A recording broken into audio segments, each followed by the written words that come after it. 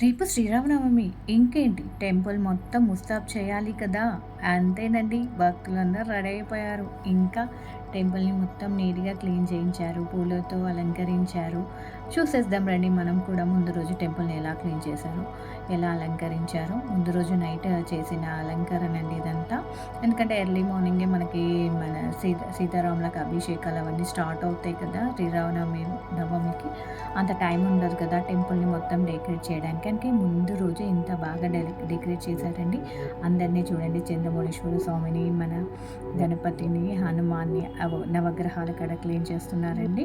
పక్కనే మనకి పోచమ్మ తల్లి ఉంటుందండి. పోచమ్మ తల్లి టెంపుల్‌లో అందరు లేడీస్ చూసారు కదండీ! ఎలా షేర్ చేసుకుంటూ ఎలా వర్క్ చేసుకుంటున్నారో. ఇదేనండి మా చంద్రమౌళీశ్వర స్వామి టెంపుల్ గ్రేట్‌నెస్. ఇంకా మార్నింగే కాగానే 5 అభిషేకాలు స్టార్ట్ అయిపోయాయండి ఆ రామచంద్ర ప్రభుకి. చూడండి ఎంత చక్కగా అభిషేకాలు అవుతున్నాయో. రాముడు, సీత, లక్ష్మణుడు, హనుమయ్య ఎంత బాగా అనిపిస్తుంది కదా!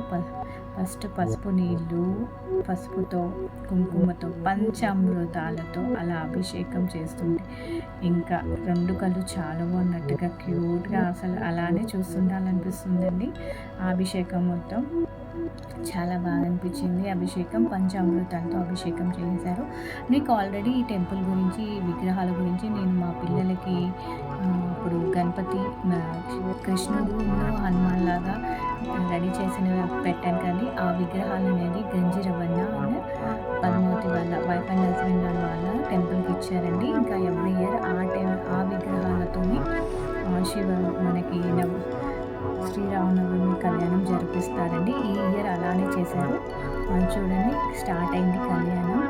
ఇది ఈ ఈ కళ్యాణం ఈ పార్ట్ ఏంటంటే జీలకర్ర బెల్లం పెడుతున్నారండి. పూజారి గారు మొత్తం మంత్రాలతో చెప్పించేసి జీలకర్ర బెల్లం పెట్టి టైం అది వీడియో అండి. ఎంత చక్కగా ఉంది చూడండి. జీలకర్ర బెల్లం పెట్టి నెక్స్ట్ మాంగళ్య దారుణం అండి. అందరి చూసే లోక కళ్యాణం అండి. టైం రానే మంగళధారణ టైం రానే వచ్చేసిందండి. రాముడు సీతమ్మ ఒకటి లోక కళ్యాణం కోసం కదండి అందరూ ఎదురు చూసేది ఇది. మళ్ళీ పెళ్లి ముహూర్తాలు స్టార్ట్ అయిపోతాయి వీళ్ళ కళ్యాణంతోనే. అదేంటండి అందరూ అష్టనయాలు పెళ్లి చేద్దాంటారు కదా, కానీ శ్రీరామనవమి మాత్రం నవమి రోజే పెళ్లి చేసుకుంటాడు. అది రాముడు గ్రేట్నెస్ కదండి. అసలు రాముడు గురించి ఎంత చెప్పుకున్నా తక్కువే అనిపిస్తుంది. ఇంకా చూడండి పెళ్లి కొడుకు పెళ్లి కూతురులాగా ఎంత చక్కగా ఉన్నారో అమ్మవారును రామయ్య. చూస్తుంటే అలానే ఉండిపోయేలాగా అనిపిస్తుంది. ఇంకా మంగళ్య ధారణం అయిపోయాక నెక్స్ట్ ఏంటండి, నెక్స్ట్ ఈవెంట్ తలంబ్రాలు. నెక్స్ట్ తలంబ్రాలు కూడా పోస్తారండి. చూడండి అంటే అక్కడ అయ్యగారు మంత్రాలు చదువుతుంటూ ఇలా వీడియోలో మనం మంత్రాలు పెట్టే ఇక్కడ మనకి కాపీ రైట్స్ వస్తాయని నేను పెట్టాను. యాక్చువల్గా నాకు అలా ఇష్టము కానీ పెట్టలేదు. అలా వాయిస్ అంతా తీసేసి నా ఓన్ వాయిస్ ఓవర్ ఇస్తున్నాను. యాక్చువల్గా అలా మంత్రాలు పెడితే ఇంకా చాలా బాగా అనిపిస్తాయి కదా వినడానికి. మనం లైవ్లో ఉన్నట్టుగా అనిపిస్తుంది. అదంతా ఈవెంట్ చూస్తుంటే ఆ కళ్యాణం ఎన్ని గంటలైనా అలానే కూర్చోండి ఆ అమ్మవారిని అలానే చూడాలనిపిస్తుంది. ఆ రామయ్యని, ఆ సీతని, లక్ష్మణుని, హనుమయ్యని. చాలా గ్రేట్ కదండి. చూడండి కళ్యాణం అంతా అయిపోయినాక అంతే నా శోభయాత్ర కూడా స్టార్ట్ అయిపోయిందండి. శోభయాత్రకు చూడండి రామయ్య, సీత, లక్ష్మణుడు, హనుమాను. ఇంకా మన వాళ్ళు ఊరుకుంటారా, డీజే పెట్టి రఘుకుల తిలక రా అని స్టార్ట్ చేసేసారులేండి. ఎవరి ఎంజాయ్మెంట్ వాళ్ళది. నేనైతే మా అత్తయ్యతో కలిసి ఇలా ఫొటోస్, వీడియోస్ దిగాను.